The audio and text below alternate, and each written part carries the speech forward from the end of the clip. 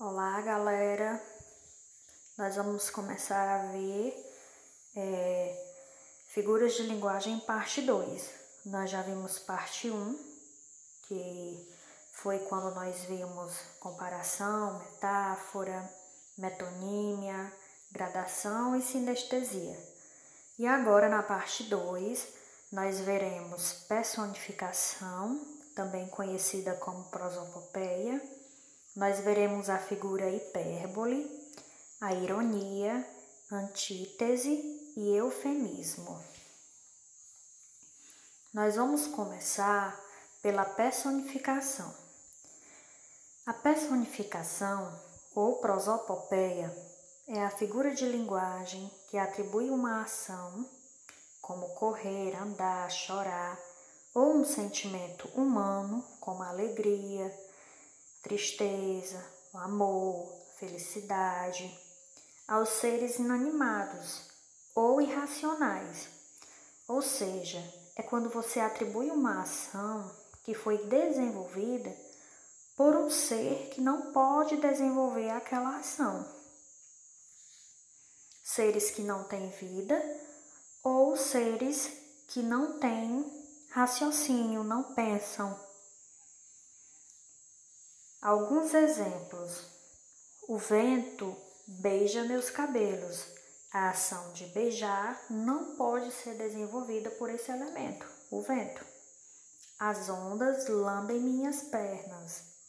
O sol abraça o meu corpo. Meu coração canta feliz. Então, sempre que você identificar que foi atribuída uma ação a algum elemento que não pode desenvolver aquela ação, aconteceu a personificação. A hipérbole é a figura do exagero. É a figura de linguagem que, através dela, você expressa o exagero para tornar as coisas mais intensas, para tornar uma ideia mais intensa. Por isso que ela é reconhecida como a figura do exagero. Exemplos. Na época de festa junina, sempre morro de medo de fogos de artifício. O morro de medo aí está destacado porque é um exagero, né? A pessoa tem medo, mas chegar a morrer de medo dos fogos de artifício é um exagero. Outro exemplo. Ela gastou rios de dinheiro. Ela gastou muito dinheiro, mas rios também foi usado para dar intensidade. Outro exemplo. Será que eu tenho sempre que te lembrar? Todo dia, toda hora, eu te imploro, por favor. Então, quando ele diz aí todo dia, toda hora, é também querendo demonstrar intensidade, e usou a figura hipérbole. A próxima que nós vamos ver é o eufemismo. O eufemismo, ele consiste em atribuir uma expressão no lugar de outra para que seja suavizada, para que aquela frase que será ouvida seja mais suave, seja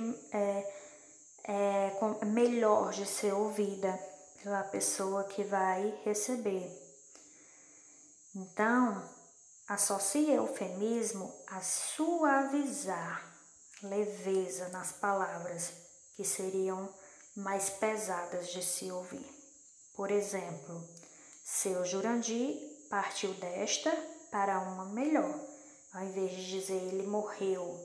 Então, para suavizar o termo morreu, usou-se essa expressão. Então, substitui, atribui uma expressão leve no lugar de outra que seria mais pesada, mais difícil de se ouvir. Um exemplo de eufemismo, né? A personagem diz, fofoqueira não, querida. Eu sou produtora de biografias orais não autorizadas. Então, ela usou aí palavras suaves para dizer que não era fofoqueira, que para ela seria uma palavra pesada. Próxima figura, a antítese. A antítese também é bem fácil de ser identificada, porque é a figura de linguagem que consiste no uso de palavras ou ideias contrárias, antônimos. Por exemplo, a palavra nasce-me, fere-me, mata-me, ressuscita-me. Quando ele usa mata-me e ressuscita-me, palavras contrárias. Outro exemplo, a guerra não leva a nada, devemos buscar a paz. Aparece aí nesse mesmo enunciado duas palavras com significados contrários, guerra e paz. Um exemplo aí na imagem, é preciso salgar os pés para adoçar a alma. Então, o salgar e o adoçar, palavras contrárias. Isso é a antítese. Outra figura é a ironia. A ironia consiste na inversão dos sentidos, ou seja, afirmamos o contrário do que pensamos. Por exemplo, parece um anjinho aquele menino, briga com todos que estão por perto.